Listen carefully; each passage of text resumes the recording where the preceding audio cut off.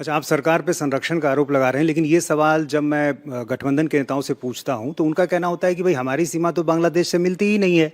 इसके अलावा यदि सीमा की सुरक्षा की जिम्मेदारी भी है तो ये केंद्र सरकार की है, तो हम पर ये आरोप क्यों? हमारी सरकार आसाम में आई, उसके पहले घुसपैठ होती थी।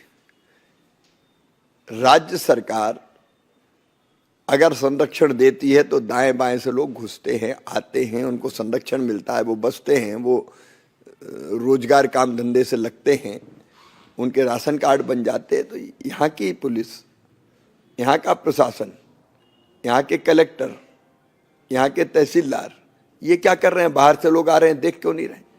क्योंकि ये खुद ही बसाते हैं लाकर। आज मैं गर्व के साथ कह सकता हूँ, आसाम में हेमंत विश्व शर्मा बीजेपी की सरकार है, मुख्यमंत्री हैं, वहाँ तो नहीं बस रहे अब घुसपैठिए।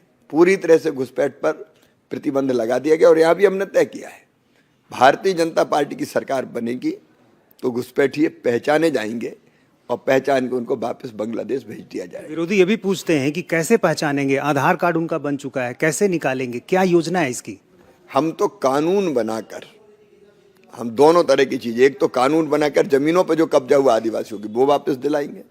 भारतीय जनता पार्टी का कहना है कि जो बेटी जिसने घुसपैठियों से शादी की है उसको फिर आदिवासी अधिकार नहीं मिलेंगे और इनको चिन्हित करेंगे। पहचानना कठिन नहीं है कि कब से आए, कैसे आए, जांच करेंगे तो सारी चीजें सिद्ध हो जाएंगी। अच्छा, इनकी संख्या कितनी होगी? क्या आप लोगों ने ऐसा कोई आकलन किया है, अध्ययन किया है? और ये बात सिर्फ सीमावर्ती जिलों तक है या पूरे झारखंड में घुसपैठिए बैठ गए हैं? और कई बार तो दूसरे राज्यों से इस तरह की खबरें आ रही हैं। कई जिले घुसपैठिया बहुल हो गए हैं। पाकुड़ की स्थिति आप जाके देखिए, लाखों की तादाद में है। ये जो मैं बता रहा हूं कि आदिवासी इतने कम कैसे हो गए? 44 से 26%। इसलिए हो गए कि वो संख्या बहुत तेजी से बढ़ी, इसलिए इनकी संख्या ओवरऑल जनसंख्या में बिल्कुल कम रह गई। तो ये संकट बड़ा है और ये पहचाने जाएंगे और निकाले जाएंगे। आप लोग कह रहे हैं निकाले जाएंगे, कांग्रेस के नेता कह रहे हैं कि हम तो सिलेंडर तक देंगे। ये मैं समझता हूं इससे बड़ा दुर्भाग्य कुछ नहीं हो सकता कि खुले आम उनके प्रदेश के प्रभारी ये कहें कि घुसपैठियों को हम 450 रुपया में गैस सिलेंडर देंगे।